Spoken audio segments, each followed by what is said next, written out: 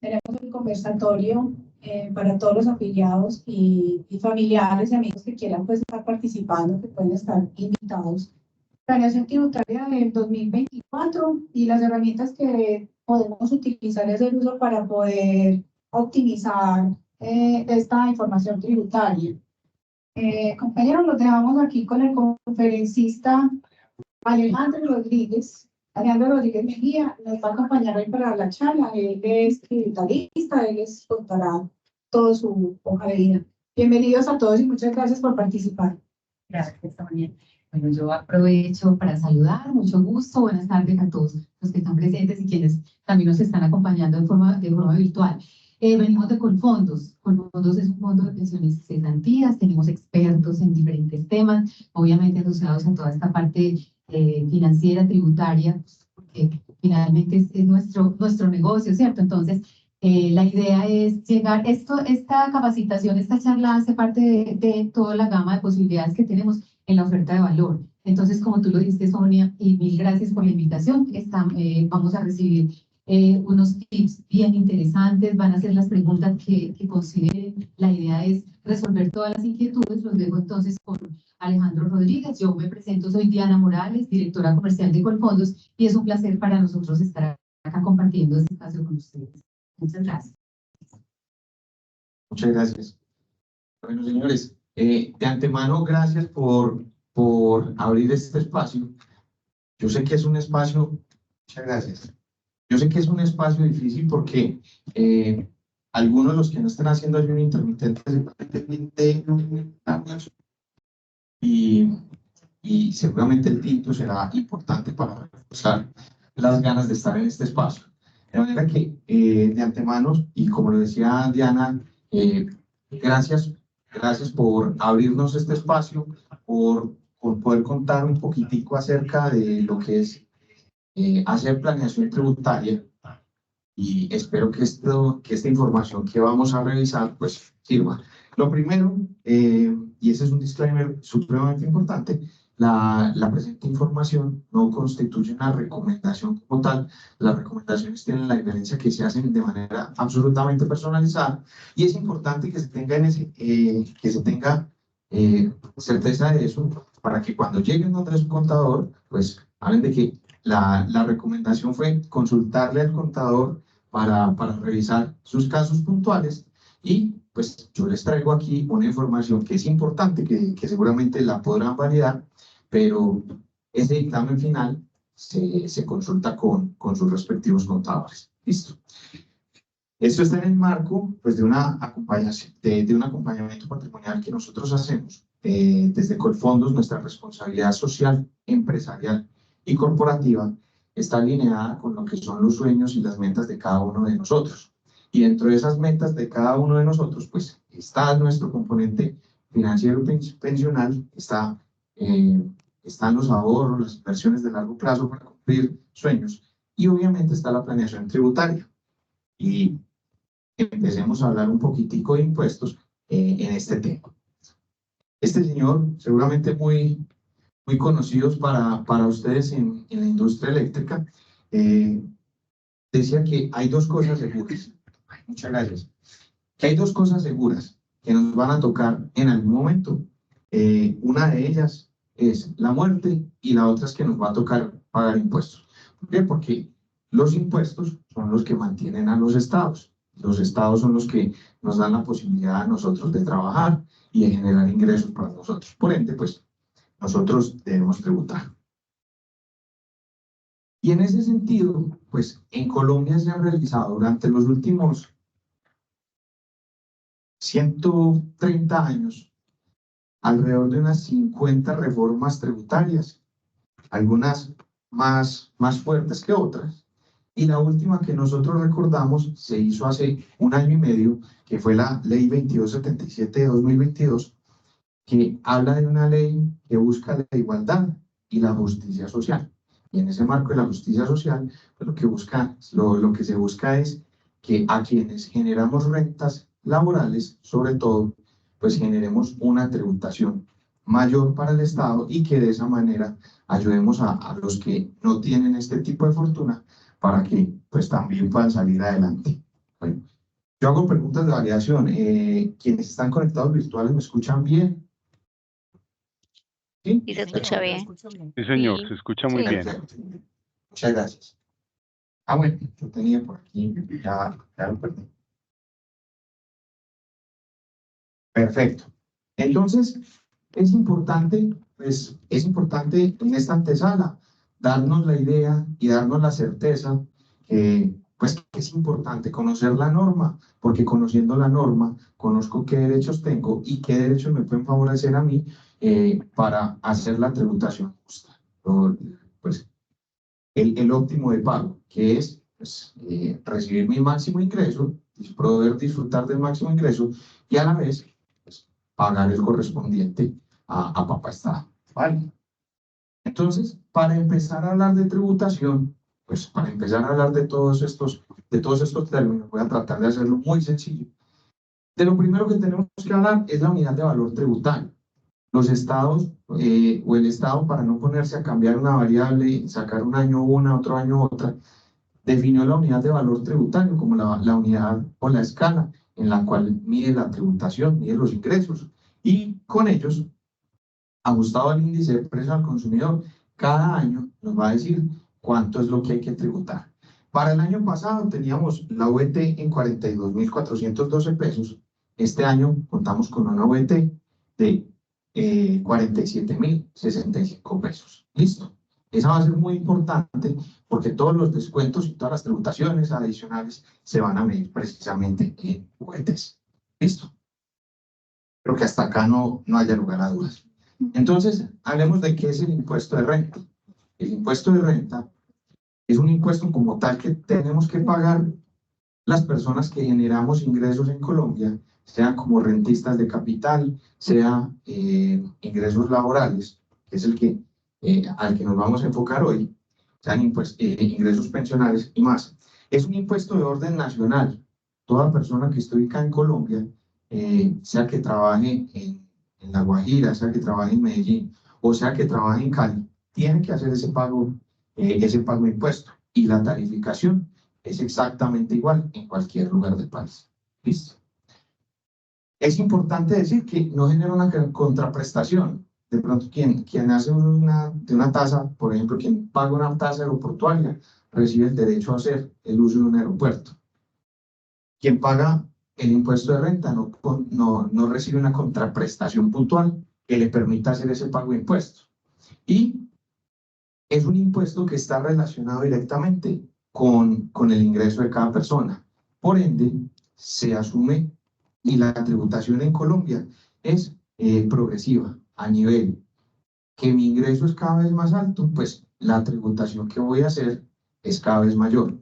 Y ojo, porque eso también es importante. Si yo lo veo al revés, si yo me bajo el nivel de ingreso, pues también voy a hacer, si yo me bajo mi base gravable, pues también voy a hacer que el impuesto que pago también sea más bajo y la tarifa también va a ser más baja. ¿Listo? Preguntas hasta acá, dudas. Todavía no hemos llegado a donde queremos. Listo. Ahora, ¿qué es la retención en la fuente? Listo. ¿Alguien no conoce qué es la retención en la fuente en esta sala? Para que la veamos de otra manera, la retención en la fuente es un prepago que todos hacemos para que cuando llegue el mes de agosto, septiembre, octubre, en el mes que tenemos que hacer los pagos tributarios, pues no nos toque sacar todo el dinero de una, sino que ya tengamos ciertos abonos y de alguna manera le hayamos hecho algunos aportes al Estado. Lo retiene la empresa, pero la empresa se lo va subiendo progresivamente a la compañía. Y me lo retienen entre enero y diciembre para el abono de la declaración de renta del año siguiente. Hago la aclaración porque alguien en algún escenario de estos me dijeron, venga, pero entonces si me retuvieron 10 millones de pesos en el primer semestre del año, ¿por qué me toca pagar? No es que no es semestral. Se retiene todo el año y lo que se retiene todo el año me sirve para el pago de impuestos del año siguiente. ¿Listo? Listo. ¿Cómo se realiza la retención en la fuente? Y aquí normalmente surgen algunas preguntas que de pronto son importantes, porque pues, si ustedes son juiciosos y seguramente quienes están acá son bien juiciosos con la colilla de pagos, es importante saber conocer esto. Cuando yo llego a una compañía nueva, a mí me realizan el procedimiento 1. ¿Por qué? Porque nómina no tiene conocimiento, normalmente no tiene conocimiento de cuál es el perfil de ingreso que yo manejo mensualmente.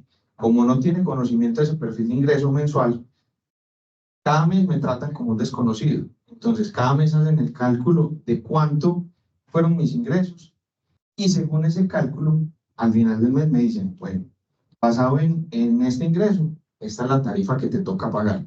Eso. Y eso dura normalmente máximo hasta 6 meses. Hablo de hasta 6 meses porque si uno entra en enero, el procedimiento normalmente lo están haciendo cálculo de todos los ingresos que se me marcaron hasta el mes de junio. Y con esa base de ingresos ya empiezan a practicar el procedimiento 2. ¿Qué es el procedimiento 2? El procedimiento 2 es muy sencillo. Simplemente nómina no se hace el desgaste todos los meses de calcular cuánto estoy tributando y cuánto es el ingreso que estoy generando.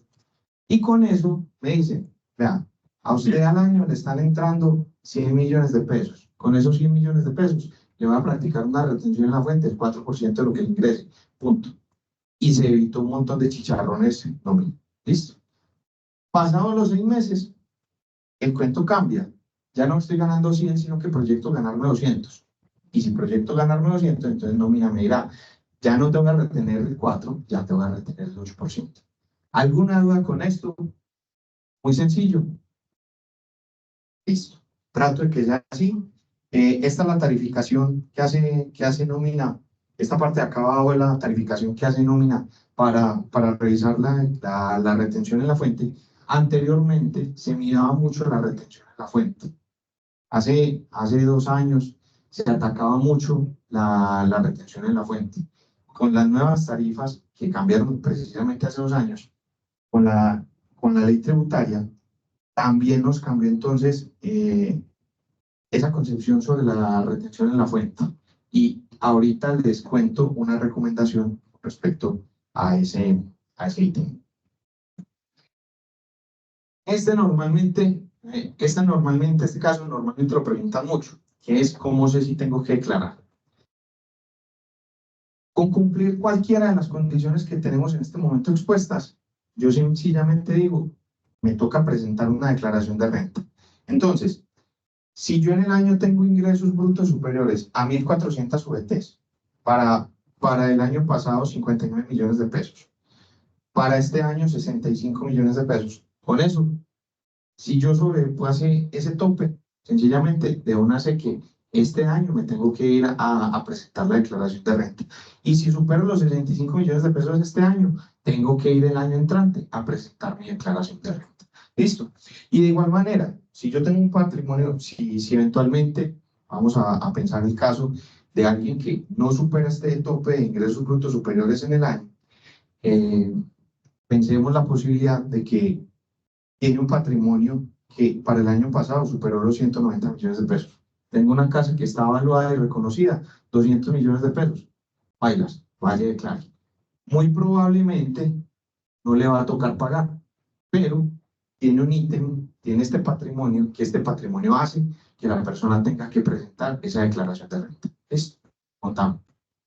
Por el hecho de declarar una primera vez, ya tiene que seguir declarando. Me explico, si por ejemplo en el 2023 cumplió uno de los ítems y en el le tocó declarar, y en el 2024 ya no cumple ninguno de los ítems, ya él podría decir no declaro, o ya por declarar la primera vez ya quedó clavado. No, no hay problema en, si no cumplo estos parámetros al año siguiente no declarar. ¿Qué pasa? Que normalmente cuando yo declaro, sobre todo desde la perspectiva de ingresos, yo hago unas retenciones en la fuente. Y esas retenciones en la fuente me generan un saldo positivo, un saldo a favor. Cuando yo dejo de declarar, ese saldo se pierde. ¿Sí? Entonces, lo recomendable ahí es, yo empiezo a hacer declaración de renta, y en el momento que empiezo a hacer declaración de renta, mantenga la declaración hasta que agote ese saldo a favor. Esto, digamos, es una conclusión práctica. Vale, si no cumplo las condiciones, no tengo la obligación de ir a declarar. Y aquí me tengo también a hacer algo muy importante porque esto me lo encuentro mucho. Es una pregunta que creo que les aporta valor y la idea es que aporte valor. La idea de estos espacios es precisamente eso. Me encuentro en los escenarios en los que una persona dice, no, es que yo te presto los 20 millones de pesos, pero hazme el favor y no me los pongas en la cuenta, me los entregas en efectivo, por aquí, que nadie se dé cuenta, para que no me toque declarar, para que no me toque declarar renta, para que no me cobren impuestos. Ojo, el hecho que genera el escenario de tener que declarar es la generación de ingresos. Supongamos yo el año pasado, espero que todo esté bien. Supongamos el año pasado yo me gané 60 millones de pesos y me toca declarar.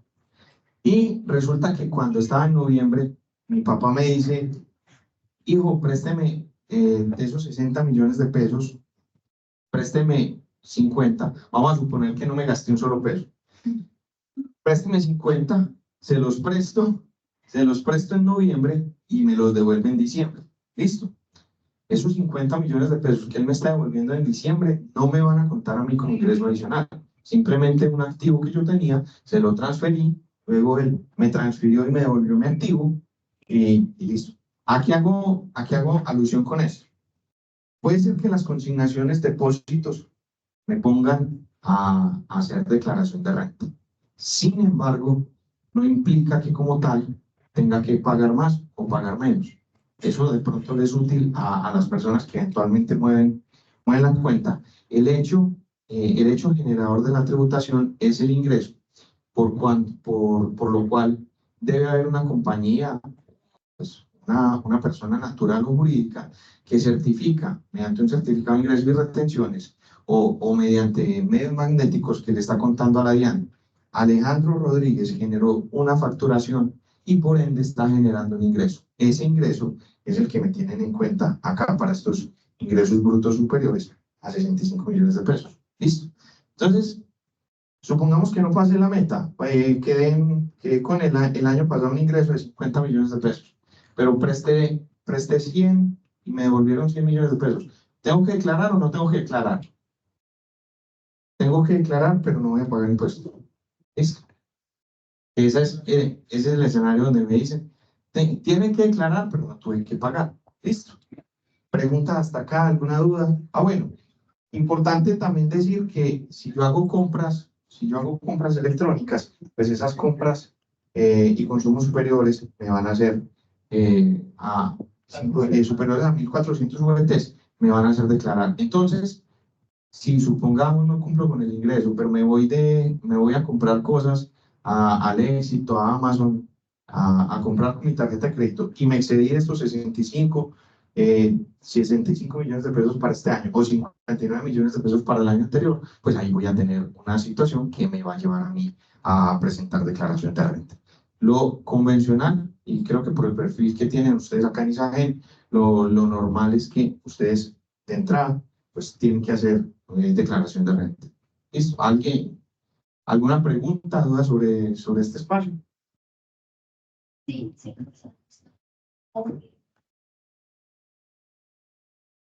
Perfectamente puede presentar la declaración y es la situación de mantener vigente ese saldo a favor.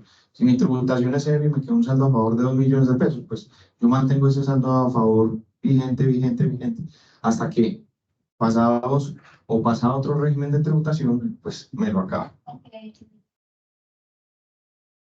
Aprovechar ese servicio. Precisamente ese es el objetivo de no dejar que ese saldo a favor pues se desvanezca. Disculpa, Alejo, de pronto quienes están virtual, es importante que escuchen la pregunta. ¿Será que tú les amplías qué pregunta hicieron? La pregunta que me hacían aquí, y gracias porque es importante, la pregunta que me hacían es si una persona que no tenga que declarar puede presentar declaración de renta, ¿cierto?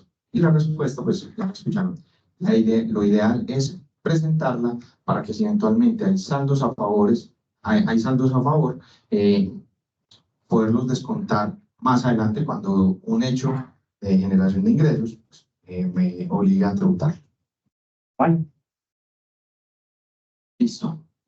Esta me parece que es supremamente importante y se conecta pues con el último slide. Tener en cuenta cuándo es el momento en el que tengo que presentar esa declaración de renta este año. Para nosotros que somos personas naturales, pues quien de pronto no haya presentado declaración, busque sus últimos 2 dígitos de la cédula y el calendario le va a decir qué día tiene que presentar declaración de renta. Por ejemplo, si su cédula termina en 50, pues entonces váyase al 17 de septiembre y ponga allí su alarma. No ponga la alarma para ese día, póngala por lo menos un mes antes para que logre conseguir toda la documentación necesaria, la documentación bancaria, fiduciaria y todas las alternativas de inversión que usted tenga para que esta información la tenga consolidada y esté presentando su declaración de renta por lo menos 3 días. ¿Por qué por lo menos 3 días? Hay escenarios en los que se cae la página de la DIAN, no alcanzaste a declarar y entonces eso conlleva unas multas. Ahorita le damos una miradita a las multas. Pregunta. ¿A partir de cuándo se puede presentar? Porque esta es la fecha límite, ahí no se pasa. Pero ¿desde cuándo la puedo empezar a presentar? Pregunta interesante y corchadora. Realmente sé de alguien que presenta las declaraciones de renta en el mes de mayo y no tiene inconvenientes. Listo. Pero normalmente también es importante dejar que se graben y que se lleven medios magnéticos, porque medios magnéticos también replican alguna información. Entonces, más que cuando, pues como para que llegue el 1 de enero, entonces yo inmediatamente declaro. Es importante dejar que se cargue la información de medios magnéticos que se está cargando para finales de marzo, inicios de abril, que cuando se levante esa información de medios magnéticos y haga el procesamiento de la DIAN, normalmente empieza a estar disponible hacia los primeros días del mes de junio. Entonces, también allí te das cuenta qué información te llevaron los diferentes empresas y entidades con las que tuviste negocio en el año anterior, y con eso, pues, te ayuda o te puede servir de guía para la tributación. Listo. Qué pena, Bueno, qué pena. Yo quiero sí. devolverme al momento anterior, cuando hablábamos de los ingresos para efectos de si deben ingresar esos recursos a las cuentas bancarias o no. El caso es muy particular y tal vez poco lo tengan, pero en el caso mío aplica. Yo, aparte de mi actividad laboral en Isagen, tengo actividades agropecuarias de productos que no se transan en mercados que tengan registros. Hablo el caso de peces, pesca, y el caso de miel de abejas. Son productos que normalmente no se transan en negocios donde yo facturo y el otro bueno, en fin, me da el respaldo.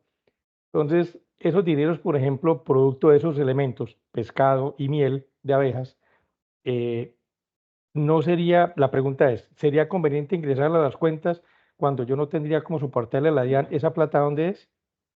¿O más bien la manejo en efectivo? Es una cosa muy particular, pero quisiera saber. A ver, yo trato de condensar la pregunta. En tu caso, haces movimientos, haces comercialización de algunos emolientes posiblemente vivos, y la pregunta va hacia si es mejor facturarlo y llevarlo ante la DIAN o manejarlo por debajito. No específicamente. Muchos de los Ok, productos agropecuarios hoy en día son sí, transparentes y de alguna manera la DIAN se entera. El ganado se entera sí, por los registros ICA de así vacunación, es. en fin, ese tipo de cosas. Muchos de los productos agropecuarios, al ser transados, la DIAN va a tener la evidencia y tú tienes cómo reportarlo. Pero Así es. esos en particular que yo te menciono, por ejemplo, la miel de abejas y los pescados de cultivo, no se transan de manera que haya algo evidente para que la DIAN sepa esa plata de dónde llegó. Entonces, no es pasarla por debajo, sino Sí, es conveniente yo meter esas platas a cuentas de ahorro, que la DIAN vea esa plata y diga, oye, este man, ¿dónde sacó la plata? O las manejo en efectivo, como habitualmente se maneja en ese tipo de negocios. La respuesta va hacia 2 puntos. La DIAN nos está recomendando manejar, pues, y la recomendación pues, que tengo que hacer en este tipo de escenarios es manejar todo tan bancarizado como sea posible. De hecho, hacia allá va una iniciativa que toma la DIAN de hacer descuentos sobre la facturación electrónica. ¿Qué pasa? Vos estás haciendo unos intercambios de activos que están generando unos ingresos y por esa generación de ingresos, pues puede en cualquier momento levantar la mano la DIAN a decir, debes presentar la declaración de los ingresos que estás generando. Entonces, yo, para la mayoría de este tipo de casos, yo trato de ser muy, pues, y de recomendar manejar los recursos bancarizados, ¿listo? Sobre todo por temas sobre todo asociado a algunos temas de seguridad que cuando se mueve ese dinero en efectivo, pues pueden generarse otro tipo de riesgos. Pero al manejarlo bancarizado, de igual manera puede ser que la DIAN, y por lo que te escucho eso es organizado, puede solicitarte algunos soportes de ese tipo de transacciones y eventualmente hacer invitación a presentar tributación sobre ello. ¿Listo? Pero como es un caso más especializado, sí te recomiendo revisarlo puntualmente con tu contador o con un contador tributarista que te acompañe en ese proceso para no ir a de pronto generar una recomendación que no esté alineada con tu escenario. ¿Listo? Con tu escenario. Listo, muchas completo. gracias. Perfecto, gracias. Tengo una cosita adicional. Sí, que sí, hay una cosa adicional que ya empieza a jugar otro factor ahí que no solamente la DIAN, sino que si ese dinero lo ingresa, ya es como independiente, ya es por fuera de sus salarios. Entonces ya aparece la OPP a decirle, venga amigo, usted también tiene que pagar eso para los taxes. Es eso. Gracias. La UGPP es una oficina que está ubicada al lado de la DIAN y que comparte información directa con la DIAN. Entonces, cuando yo marco que estoy llevando transacciones adicionales a lo que normalmente son mis ingresos, la UGPP puede levantar la mano y decir, venga, usted está generando otro tipo de ingresos y como tal, haga cotización sobre ellos. Entonces, desde esa perspectiva, pues, la visión, insisto, es, trate de hacer lo que le dé tranquilidad y lo que desde el principio está bien para evitarse, pues, sustos posteriores. Porque una llamada de la DIAN, un correo de la DIAN invitando a presentar información, a veces puede ser no muy grata. ¿Listo? Perfecto. Sí. Aquí se menciona, más con unas sanciones encima, ¿cierto? Sí, no es lo más agradable, no es lo más, además que la DIAN pues tiene una fortaleza adicional. ¿Listo? De los cambios más importantes que tuvo esta reforma, de hecho esta reforma no sino una de las de la primera de Duque, va hacia cómo declaro renta. Y anteriormente teníamos cédula por rentas de trabajo, cédula por rentas de pensiones, por rentas de capital. De alguna manera se simplificó y ya solamente tenemos rentas de trabajo, capital y no laborales, rentas de pensiones, dividendos y participaciones. Acá nos vamos a especializar y vamos a mirar cómo se declara renta en la parte de rentas de trabajo. Y aquí hay una particularidad que revisamos previo a este espacio.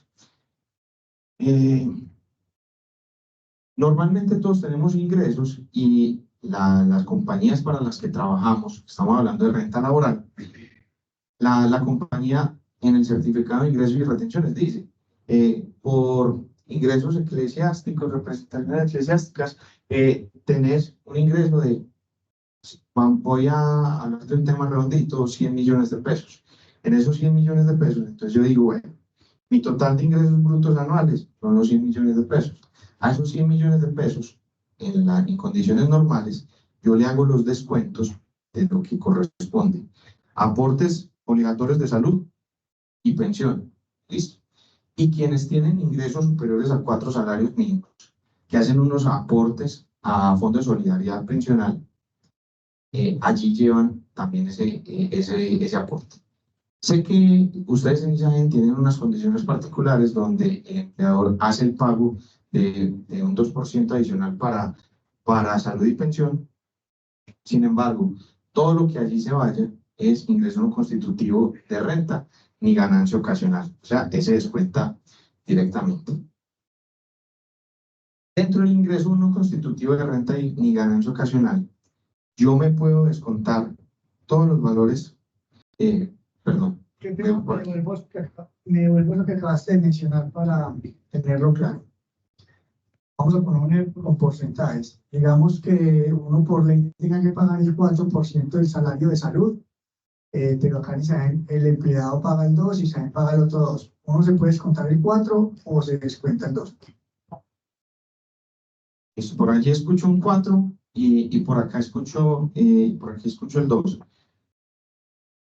Lo que vos te descuenten de ingreso no constitutivo de renta ni ganancia ocasional, que aparezca en el certificado de Isagen, es el que te vas a poder descontar. Que aparece en el certificado de ingreso y retención, se puede descontar. El que aparezca en el certificado de ingresos y retenciones es el que te puedes descontar. Listo. Lo que pasa es que eso haría parte del ingreso y estaría incrementando. Pero para irnos para irnos a la tabla, lo que diga en el certificado de ingresos es eso. Entonces, allí está. Gracias. Buenas tardes. Una pregunta. Dentro de los ingresos laborales, ¿es posible negociar con el empleador pagar en tiempo y no en dinero? Por decir algo, venga, esta prima que a mí me corresponde, me la de dinero, yo la quiero en tiempo. ¿Es posible?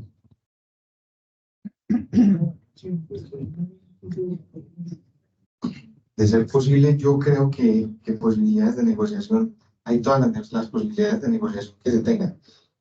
Pero desde perspectiva tributaria, te tengo que decir, no sé.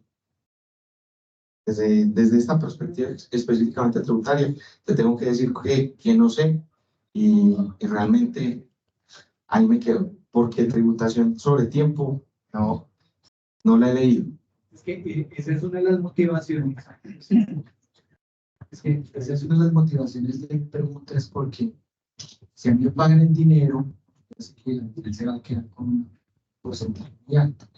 Pero si me pagan en tiempo, por lo menos la semana que me gane, la voy a disfrutar toda. Entonces esa es la motivación. Bueno, gracias por la pregunta. Pues digo que voy a documentarme en ese caso, pues no me la había imaginado, no me la habían hecho. Entonces me la voy a llevar para más adelante. ¿Listo? Espero que si nos volvemos a ver en adelante, pues allí puede haber. ¿Qué puede ser una solución? Aquí dentro del ingreso no constitutivo de renta ni ganancia ocasional, hay una cosa que se llama bonos canasta. Y en esos bonos canasta, si mi empleador lo tiene, pues yo ahí en esos bonos canasta puedo descontar en el año hasta 310 UETs. Listo. Y hago un énfasis particular en estos ingresos no constitutivos de renta ni ganancia ocasional, porque también ahí es importante.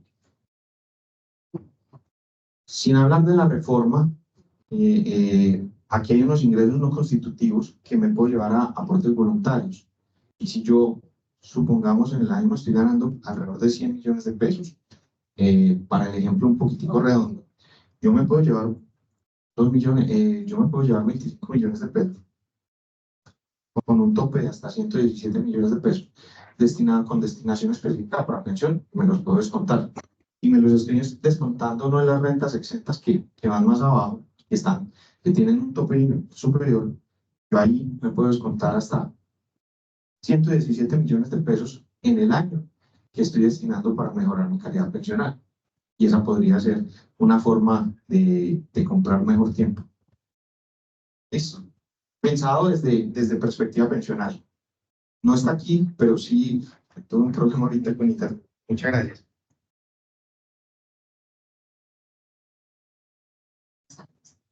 Clara mencionó los bonos canasta, no sé si va a hablar más adelante de ellos, pero el pregunto es igual que las tarjetas de alimentación, que son tarjetas de débito que entregan las empresas para que baje la base de salario. Y lo otro es, las empresas tienen potestad para decir no manejamos tarjetas de alimentación si no tenemos un número mínimo de trabajadores.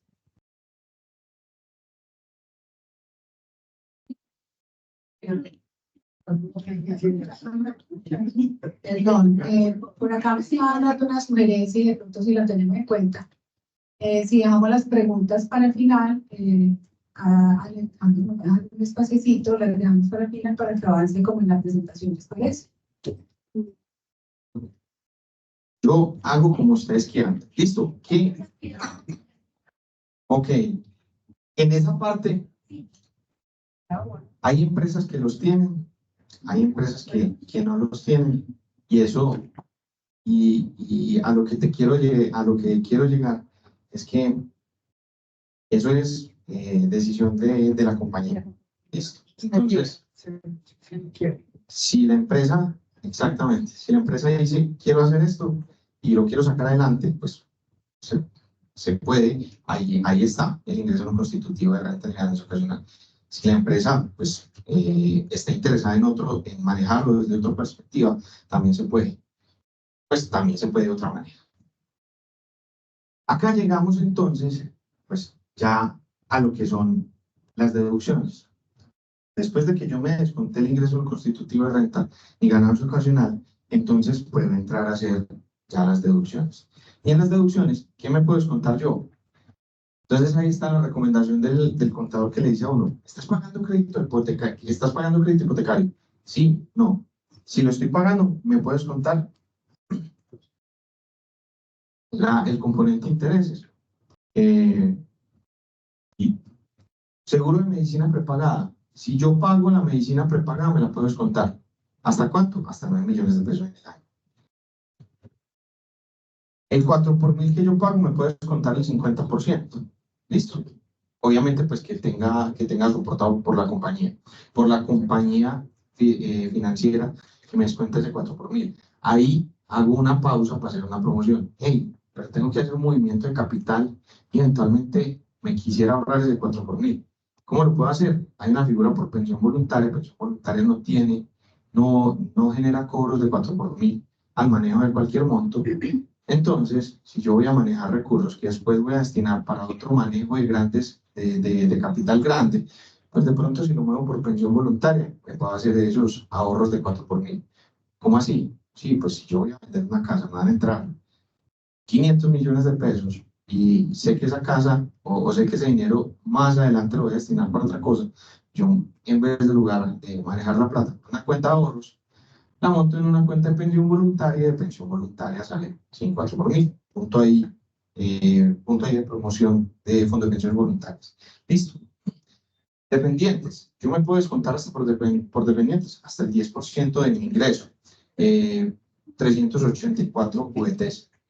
Y de ahí pasamos a lo que son rentas exentas, esfuerzos adicionales que yo hago para que me los permita descontar. Por aquí una pregunta. Aplica para cuentas AFC. Yo tengo una cuenta AFC y yo, por ejemplo, vendí un carro y la plata de ese carro es que lo voy a utilizar para comprar una casa, la meto en la cuenta AFC y después la puedo sacar de la cuenta AFC para comprar la casa. Lo que pasa es que la AFC no tiene el beneficio 4 por mil. Ah, ok. Pero si tiene alguna... Sí tiene un beneficio tributario, sí tiene beneficios. Las AFC y las pensiones voluntarias comparten este renglón. Los aportes a pensiones voluntarias AFC comparten este mismo renglón. ¿Qué pasa? Si yo voy a vender mi casa y la casa vale, cuando yo la compré costaba 200 millones de pesos. Y cuando la voy a vender vale 500 millones de pesos. Me gané una platica ahí como permanecí con la casa más de 2 años. Entonces, genero una ganancia ocasional por alrededor de 300 millones de pesos. El impuesto que me tocaría pagar es 15% de esos 300 millones de pesos. Si yo lo manejo por AFC, vendo la casa, pongo la plata en AFC y con esa plata compro la nueva casa, me ahorro el impuesto de ganancia ocasional. ¿Listo? Pero sí, listo, listo, pero también, pero me pongo el 4 por 1000, y no todos los casos son de compré 200 y vendí en 500, o compré en 500 y vendí en 1000, listo. Por el lado de pensiones voluntarias, ese beneficio de ese traslado no está, pero en pensiones voluntarias hay un diferencial. Conozco muchos casos de personas que me dicen, ve, Alejo, es que yo ahorro y tengo 100 millones de pesos ya guardados en la FC. ¿Y cuánto te está rentando? Ah, bien, gracias. ¿Sí? ¿Cuánto renta una FC? Conozco AFCs que rentan y lo que máximo he visto una FC rentando es el 1% efectivo anual. Entonces, tengo 100 millones de pesos parqueados y en el año me ganó el 1% efectivo anual. Si hay fondos de empleados, los fondos de empleados en muchos casos rentan más que eso. En este momento, portafolio ultra conservador que nosotros manejamos en Colfondos está rentando el 10%. Portafolio ultra conservador, pues, mejor dicho, se mueven cuentas de ahorro. ¿Vale? Pero asociado a otros beneficios, ahí hay cositas más interesantes. ¿Por qué? Porque yo en aportes a pensión voluntaria me puedo descontar en pensión voluntaria y AFC, comparten el mismo beneficio tributario, pero voluntarias tienen superpoderes. ¿Cuál? Uno, que genera rentabilidad. Dos, siempre es exento de 4 por 1000. Puedo manejar hasta 138 millones de pesos, pero que con ese máximo no me lo deja hasta allá. ¿Listo? Realmente en pensiones voluntarias no conozco un caso donde sirva más de 30 millones de pesos en optimización tributaria luego de la reforma de 2022. ¿Listo? Y las pensiones voluntarias tú las puedes retirar en cualquier momento para compra de bienes o no. En cualquier momento. Para compra de casas en zonas urbanas. ¿Listo? Y ese es un punto muy importante porque hay quienes me han dicho, Alejo, listo, yo voy a hacer un ahorro en pensión voluntaria y dentro de 3 años me puedo comprar un lote. No, para lote no te sirve. ¿Listo? Para generar beneficio tributario, y aquí hago el ejemplo. Permítame, voy a hacer un ejemplo aquí facilito. Yo me estoy ganando 100. ¿Listo? Dentro de rentas exentas puedo meter hasta en pensiones voluntarias hasta el 30% de mi ingreso. ¿Listo? Para ese caso hipotético estoy diciendo 30. Si me gano 100 y sobre 100 pago impuestos, voy a decir, sobre 100 pago 10 millones de pesos. ¿Listo? Es menor, pero para el ejemplo me vale. Pero si yo me descuento 30 como renta exenta, yo ya no pagaría sobre 100, sino que pagaría sobre 7. Y ahorita les decía, si yo gano más, pago más. Pero si mi base gravable es menos, también pago menos. Entonces, puede ser menos de 7. Pero para el ejemplo, vamos a decir que son 7 millones de pesos. Entonces, cuando yo digo, bueno, en el año me gano 100, pero me voy a descontar 30 en rentas exentas, ya voy sobre 70 y sobre 70 pago 7. ¿Cuánto me estoy ahorrando tributariamente? Me estoy ahorrando 3. ¿Listo? Entonces yo puedo decir, voy a poner estos 30 en pensión voluntaria, me gano 3. Si yo esa plata la voy a utilizar para compra de vivienda, me puedo descontar esos 3 millones de pesos y ya me quedan para siempre en mi bolsillo. Pero si yo eventualmente, digamos, hice el ahorro 3 años, acumulé 90 millones de pesos y a rentabilidad se han generado otros 20 millones de pesos, voy en 110 millones de pesos. Y resulta que se me apareció el negocio de la vida, pero desafortunadamente no es una casa. ¿Listo? En ese momento tengo que devolver lo que dejé de pagarle a la DIAN como una retención contingente. Eso es algo que normalmente le hablan a que normalmente se maneja en pensión voluntaria, que le dicen a uno, no, es que cuando saqué la plata me toca devolver un montón de plata. Claro, es plata que ya te habías quedado con ella en el bolsillo, pero que en el momento de pagar, pues hubo que devolver. Y en el momento de retirar, sin beneficio tributario, o para irme para Europa, para otro tipo de cosas, me tocó devolver. Listo, preguntas hasta ahí, dudas. Pero eso no va en función del tiempo. Eso no va en función, bueno, la pregunta que me hacen acá es que si eso no va en función del tiempo, porque con pensión voluntaria nos quedamos con que lo que yo ponía en pensión voluntaria debía permanecer 5 años y luego en la reforma de 2012 lo pasaron a 10 años. Listo. Lo que pasa es que los retiros que yo hago de pensión voluntaria tienen tres casos de uso con beneficio tributario. Uno es compra de vivienda. Listo. Compra de vivienda en predio urbano y puede servir para pago de créditos hipotecarios de vivienda urbana. Puede servir para promesas de compra-venta y puede servir también para contraescrituras. ¿Listo? Para compra de vivienda, ya especifiqué los casos. Contra permanencia de por lo menos 10 años. Es decir, si yo hago un plan de ahorro de 10 años, donde yo manejo mis recursos, dejo cada recurso que aporté 10 años en el fondo de pensión voluntaria, cuando cada recurso cumple 10 años, es absolutamente exento. O sea, cumplió. Y el tercero es cumplimiento de requisitos de pensión o pensión. Hay una diferencia. Una cosa es cumplir los requisitos, otra cosa es pensionar. ¿Listo? Cumplir requisitos es un escenario que se da en los fondos privados cuando llega un monto de capital, porque los fondos privados pensionan con capital. En el público es solamente con pensión. ¿Vale? Entonces, esos son los 3 casos bajo los que yo puedo retirar pensión voluntaria totalmente exento. Alejo, pero entonces vení, yo me estoy ganando 100 millones de pesos.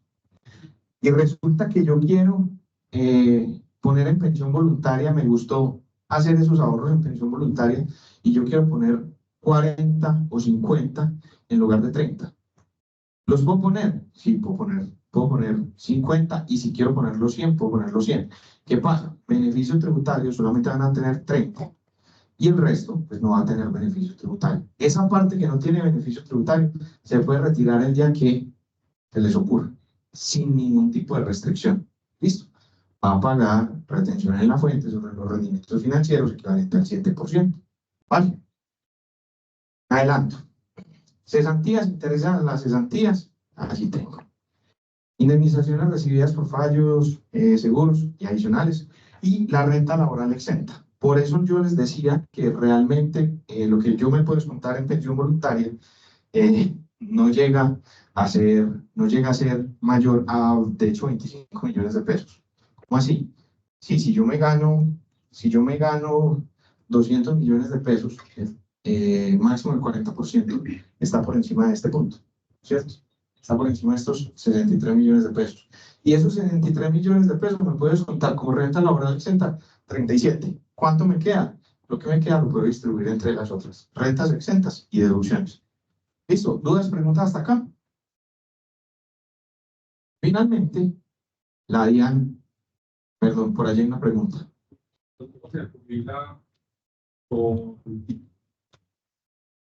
Cuando uno se jubila con Colpensiones y tiene ahorro en un fondo privado, igual por ya estar pensionado puede sacar la plata del fondo privado con beneficio. Sí, es un rotundo sí. El requisito es obtener pensión. Ojo, esa pensión es por temas de vejez. ¿Listo? De edad. Sí, lo que pasa es que la pensión por edad se reconoce como, o en la industria la reconocemos como pensión de vejez. Las otras dos las reconocemos como pensión de invalidez y de sobrevivencia. por edad. Claro, hacer términos técnicos, no sé cómo habrá. Yo me llevo la recomendación para la industria. Hasta colorado me hiciste poner. Bueno. Hay otro descuento que me puedo hacer, que con ese se está buscando formalizar el comercio en Colombia, que es a través de poderme descontar el 1% de las compras soportadas con factura electrónica. ¿Listo? Entonces, aquí hay un punto importante. Normalmente eso genera preguntas, entonces muchos estamos, no, y a donde voy yo llego siempre y pido factura electrónica. El descuento que te puedes hacer es de máximo hasta 240 VTs. Para este año son 11.295.600 pesos.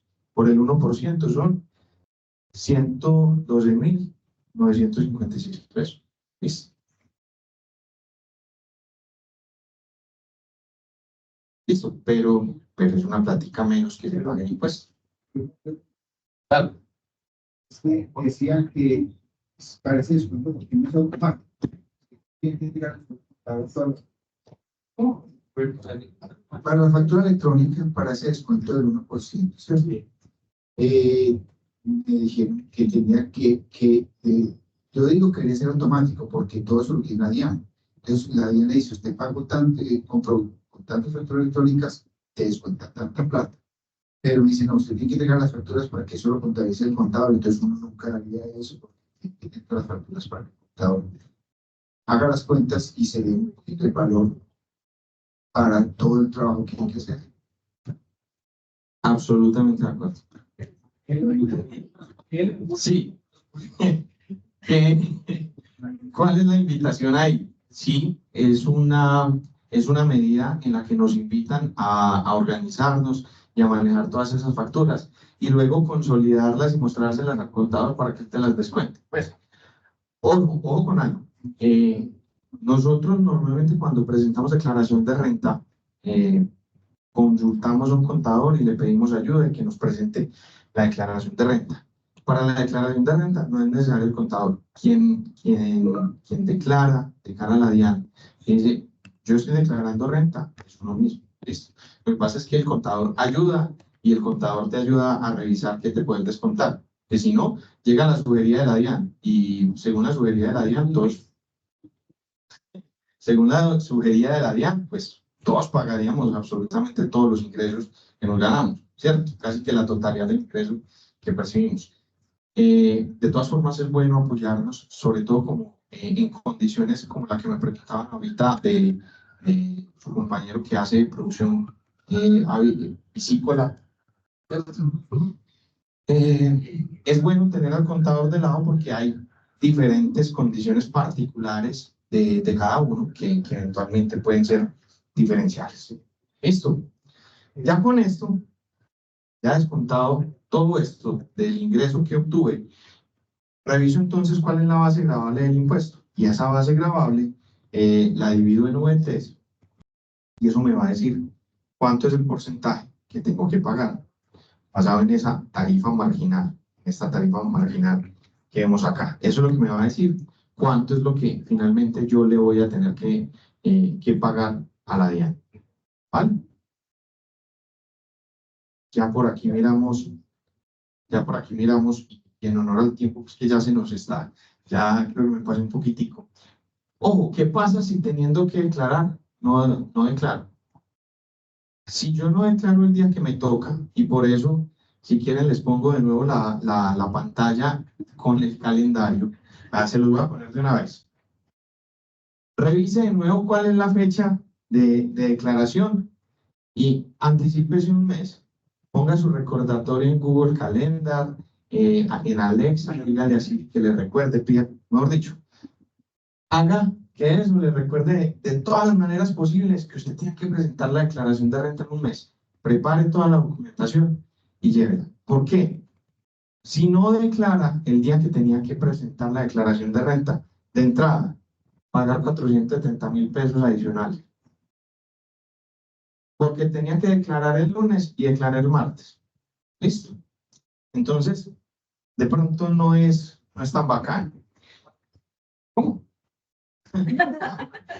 No, estaba viendo un comentario es que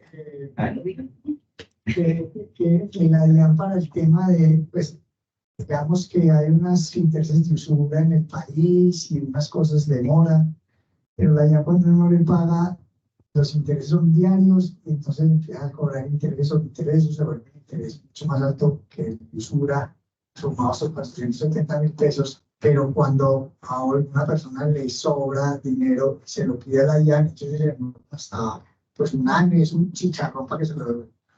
Es un comentario que se hizo esto. Y es la única deuda que en Colombia da cárcel. Pero esa parte es importante. Entonces, de entrada, 10 VTs, 470.000 pesos si no lo pago. Si me voy fuera de la fecha de límite, 5 o 10% del impuesto a cargo por cada mes o fracción de retraso. Eso es una tarifa supremamente alta por dormirme con eso. 20% de los ingresos brutos o valor de las consignaciones bancarias del contribuyente. Listo, téngalo ahí en cuenta. Si declaró y no pagó, se genera un cobro coactivo. Pueden sancionarlo con un pago de intereses de mora muy altos o llevar a embargo de cuentas y bienes inmuebles. Qué pereza. Pues, qué pereza que la DIAN esté detrás de uno. Si declara renta y le toca pagar y no tiene cómo, puede solicitar un plazo, ¿cierto? Paga intereses de todas maneras, pero por lo menos no pueden eximir de la multa. ¿Vale? Entonces, pues espero que este espaciocito haya ayudado, haya generado valor y por allí creo que hay un par de preguntas. Como dicen que los muertos también declaran, si una persona se muere es antes de declarar y entonces los deudores no, entonces las multas caerían sobre ellos por no declarar. ¿O cómo pasa en ese caso?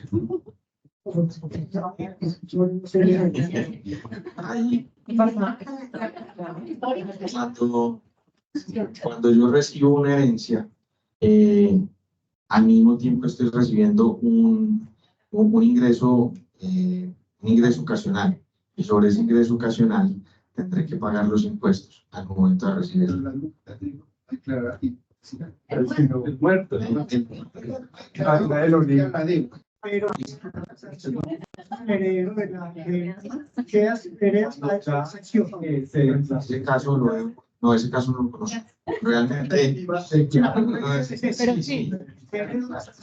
vea la sanción. No veo lugar a sanción porque la persona obligada a declarar, pues es difícil que tenga capacidades para declarar desde más allá, ¿cierto? Pero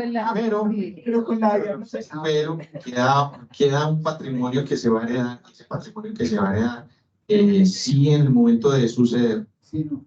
Eran las multas.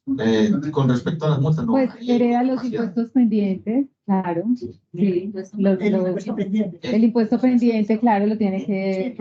Y se recibe lo documental. Pero el impuesto pendiente, claro. Sí, claro. Claro, Sí, Porque sí, el tributo mientras estaba sí, vivo. claro. pero se hereda sobre inventario. Esa parte es sumamente importante.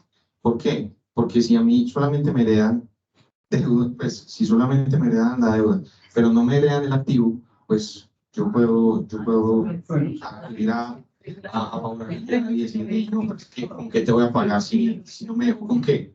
¿Cierto? Y me vas a hacer pregunta. Sí, bueno, por aquí una y vamos allí. ¿Vale?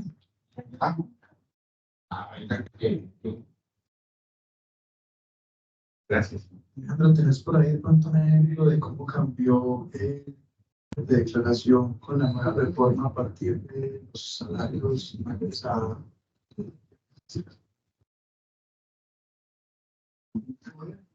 Sí, tengo y no me gusta.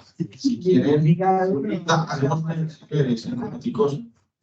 Listo. Por aquí tenía. Repite la pregunta de él para que lo escuchen quienes están virtuales, porque esa pregunta. La pregunta que nos hacían es muy interesante. Si tenemos el ejemplo de cómo cambió la tributación de una persona que gane más de 10 millones de pesos. Entonces vamos a hacer un ejemplo de cómo tributaba una persona hace 2 años con un ingreso de 15 millones de pesos y lo hacemos con una persona que hoy en día se gana 15 millones de pesos. ¿Listo? Ya lo hacemos. Tú lo tienes ahí, Alejo, el ejercicio. Sí, puedes enviar la plantilla, enviarlo vamos para a la ver. simulación. Listo, vamos a ver cómo nos va con eso. La pregunta que yo tenía es con relación al ítem que se llamaba INC. ¿Qué te dijo? Ingreso no constitutivo de renta ni ganancia Ok, ocasional. están los aportes voluntarios a Pensión obligatoria. pensión obligatoria. Sí. No conozco esa figura, pues, Nada. y pues conozco los aportes voluntarios. A pensión voluntaria. Exacto. Listo.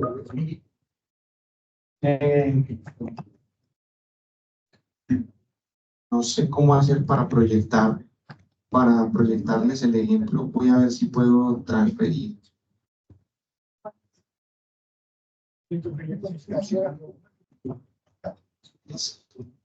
Bueno, sí, esa sí se puede. Sí, me pueden ir a la reunión y yo comparto pantalla Claro. desde acá, porque con la transferencia de archivos no me están permitiendo así llegar.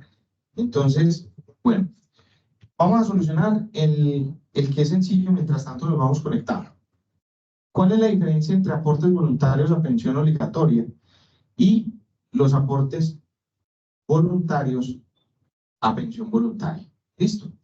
Los aportes voluntarios a pensión obligatoria, cuando yo estoy afiliado a un fondo privado de pensión, en los fondos privados de pensión, lo primero que hay que decir es que la pensión depende del capital que yo tenga ahorrado.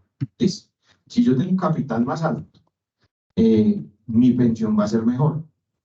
Y el objetivo que tienen los aportes voluntarios a pensión obligatoria es incrementar el valor de mi masa pensional, de mi ahorro pensional, y con ese monto de ahorro pensional, pues voy a obtener una mejor pensión. ¿Listo?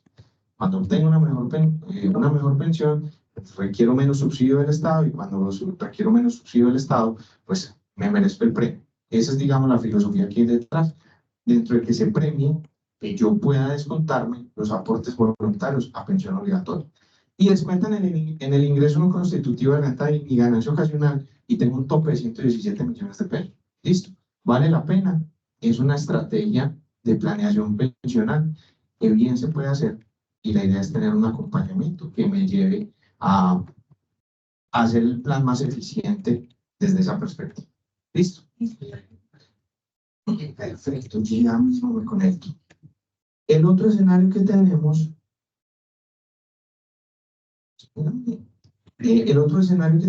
son los aportes voluntarios a pensiones voluntarias.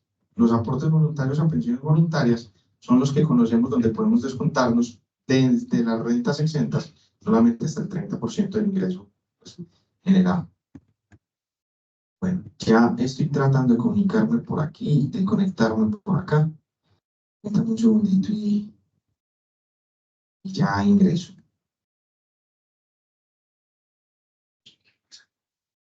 Pero no lo veo.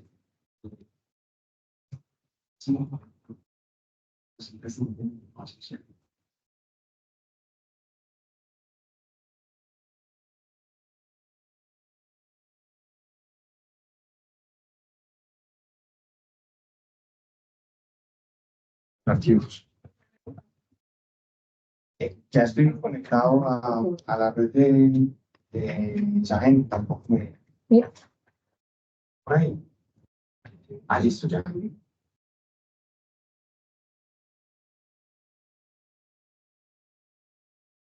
Perfecto. Y ahora sí. Listo, vamos entonces a presentar el ejemplo. Disculpen.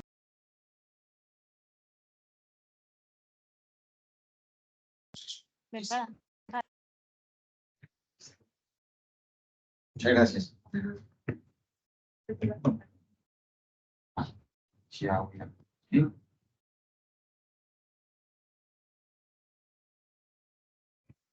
Entonces, arranquemos con el caso de una persona que declaraba o que tenía ingresos en 2022. En 2022 sobre 15 millones de pesos. ¿Ya estás compartiendo? Ok. Ya voy a compartir.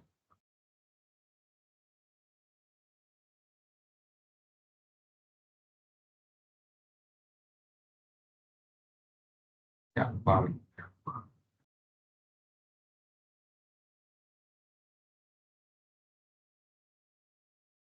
Listo, se empieza a ver el ejercicio en la pantalla, ¿cierto?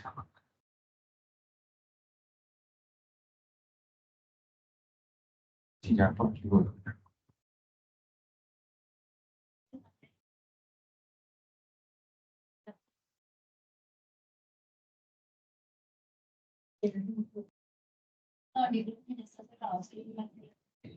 Altavoz, así es, ya quedó.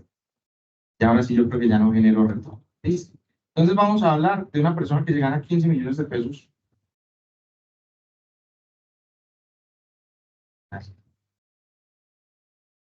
Entonces tenemos ingresos mensuales de 15 millones de pesos.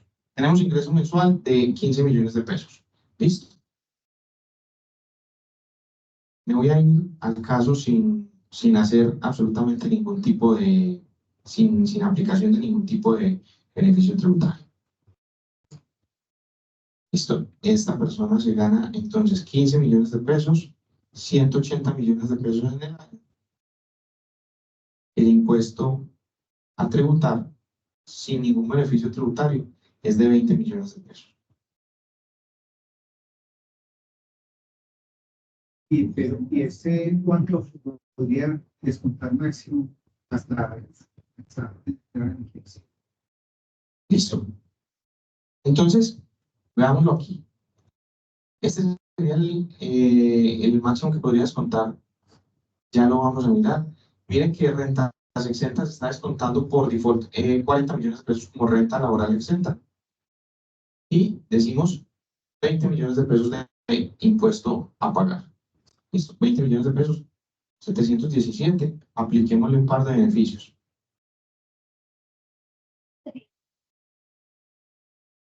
Este es hace 2 años. Este es el caso de hace 2 años. Entonces busco el máximo de aportes a pensión voluntaria. ¿Cuánto era el monto que teníamos que pagaba esta persona? 20 millones de pesos. Listo. Haciendo la optimización tributaria por pensiones voluntarias, le daba para pagar 13.837.000 pesos. Listo. Para una persona que se gana 15 millones de pesos mensuales. ¿Cuánto aporte le puso? Máximo cuánto? 30. Sí, 32.760.000. Era el máximo en ese momento. Listo.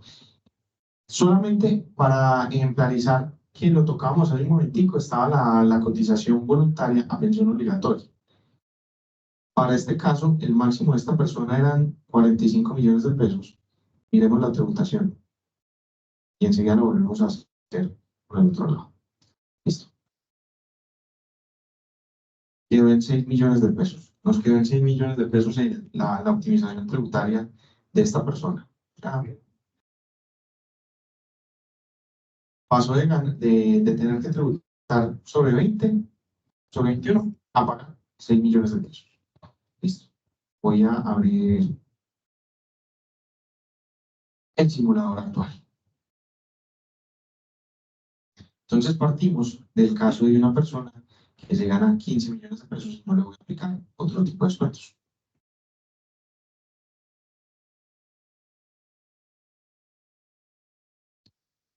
Listo. Se gana los mismos 180 millones de pesos en el año.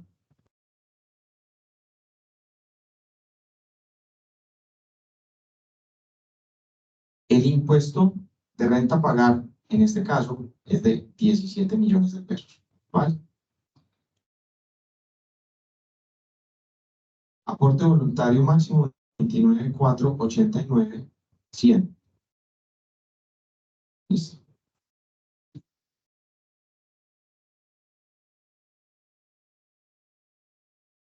Solamente con esa planeación tributaria estamos bajando a 7 millones de pesos. Listo. La que más funciona allí y la que va a tener un impacto más grande van a ser los aportes voluntarios a pensión obligatoria. ¿Vale? Para el ejemplo, yo creo que me quedé cortico con los 15 millones de pesos. Con los 180 millones de pesos de ingreso en el año. Porque con la nueva tributación llegamos desde 3.152.000, desde 17 millones de pesos que le tocaría en principio a 3 millones de pesos.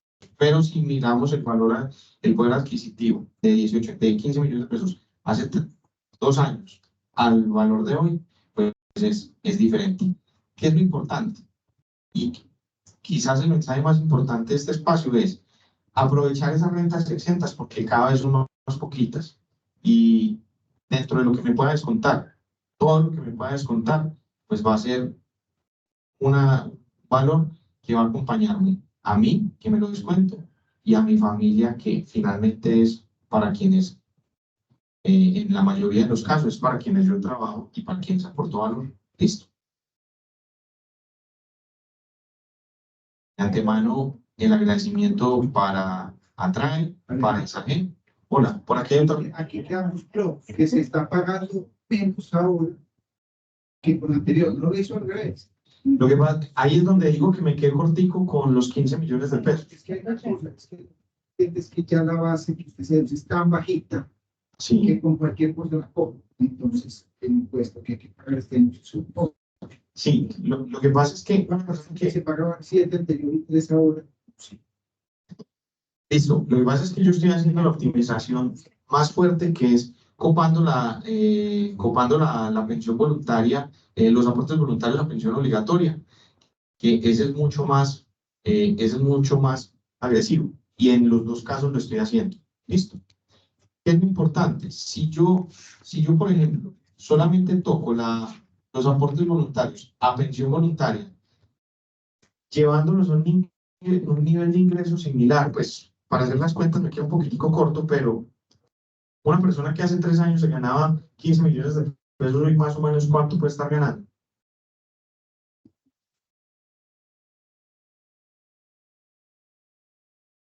Yo creo que seguramente estaría muy cercano a los 20. Sí. ¿Sí? Si lo hacemos con 20 hoy, si lo hacemos con valor de 20 millones de pesos mensuales, seguramente el impacto que vamos a tener pues es diferencial.